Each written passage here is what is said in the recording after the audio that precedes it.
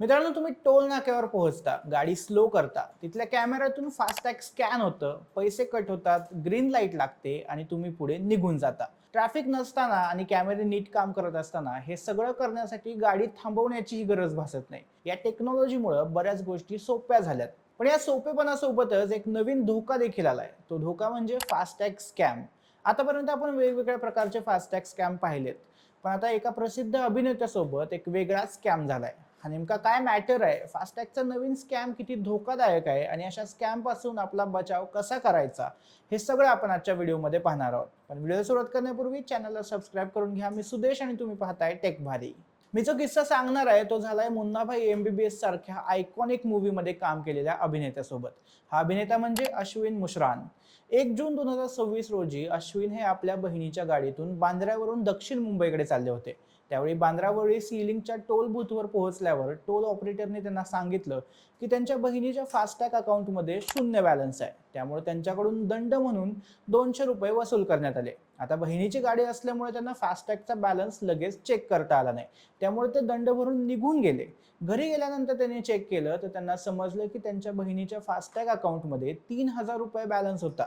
परत येतानाच्या प्रवासात देखील त्यांची गाडी कोणत्याही अडथळ्याशिवाय पुढे गेली. मग त्यांनी थेट टोल ऑफिसमध्ये जाऊन तक्रार दाखल केली. तिथे अधिकाऱ्यांनी त्यांना सांगितलं की या प्रकरणाची चौकशी करावी लागेल आणि ही मोठी प्रक्रिया आहे.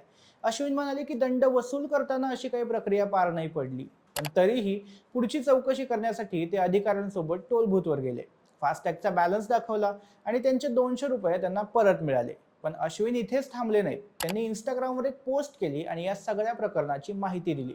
सोबतच त्यांनी एक गणित देखील मांडलं. ते म्हणाले की 200 रुपये ही खूपच छोटी रक्कम वाटते, पण एका ऑपरेटरने एका बूथवर दिवसाला हे 50 जणांसोबत जरी केलं तरी ती रक्कम 10,000 रुपये होते. आपण काही आपले पैसे मागायला परत जात नाही या भरवशावर ते बसलेत, असं म्हणून त्यांनी सर्व वाहन चालकांना सावधगिरी बाळगण्याचा सल्ला दिला.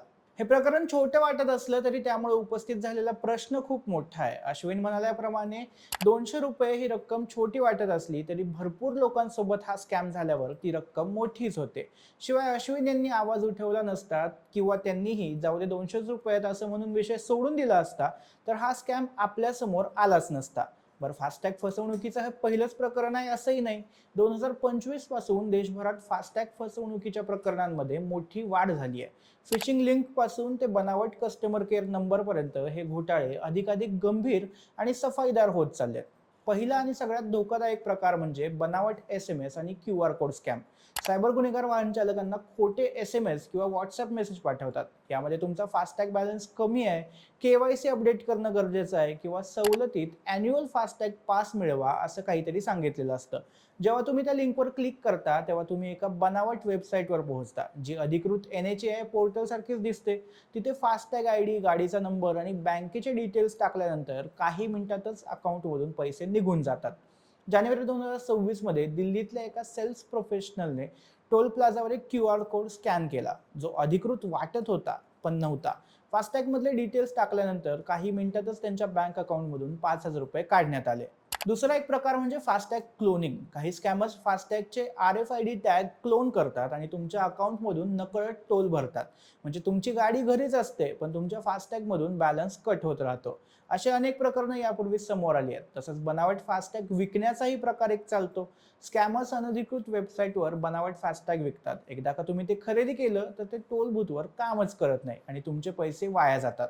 आता सगळ्यात महत्त्वाचा भाग, तुम्ही स्वतःचा बचाव कसा करू शकता. सगळ्यात पहिली गोष्ट म्हणजे टोल नाक्यावर जाण्यापूर्वी फास्टॅग बॅलन्सचा स्क्रीनशॉट घ्या.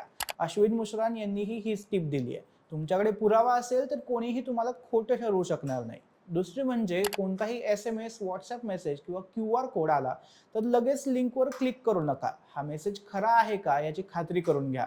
NHAI कधीही अशा प्रकारे तातडीचे मेसेज पाठवत नाही. आणि रिचार्ज करण्यासाठी फक्त आणि फक्त अधिकृत बँक पोर्टल किंवा NHAI ची वेबसाईट वापरा. तिसरं म्हणजे फास्टॅग खात्याचा व्यवहार इतिहास म्हणजे अकाउंट हिस्ट्री नियमितपणे तपासत राहा. चौथं म्हणजे टोल बूथवर झिरो बॅलन्स सांगितलं गेलं आणि तुमच्याकडे पुरावा असेल तर पैसे देण्यापूर्वी टोल ऑफिस मधल्या अधिकाऱ्याला बोलवा आणि प्रत्यक्ष पडताळणी करायला सांगा, जसं अश्विन मुश्रान यांनी केलं. फास्टॅग संबंधी कोणतीही तक्रार असेल तर NHAI हेल्पलाईन 1033 वर कॉल करा आणि जर सायबर फसवणूक होत असेल तर cybercrime.gov.in या सायबर क्राईम पोर्टलवर किंवा 1930 या हेल्पलाईन नंबरवर संपर्क करा. मित्रांनो, आपल्यापैकी बऱ्याच जणांना देखील असे अनुभव येत असतात, पण तेच 200-500 रुपयांसाठी कुठे लढतर करत बसा म्हणून आपण सोडून देतो. पण हेच छोटे छोटे घोटाळे मिळून एक मोठी लूट बनते. अश्विन यांच्याप्रमाणेच तुम्ही देखील जागरूक राहिलात तर हे थांबवणं सहज शक्य आहे. तुमच्यासोबत कधी असा किंवा कुठलाही फास्टॅग स्कॅम झाला असेल तर त्याची माहिती कमेंटमध्ये सांगा आणि हा व्हिडिओ आपल्या मित्रांना तसंच नातेवाईकांना नक्की शेअर करा. सोबतच टेकभारीच्या YouTube चॅनलला सबस्क्राईब करायला विसरू नका.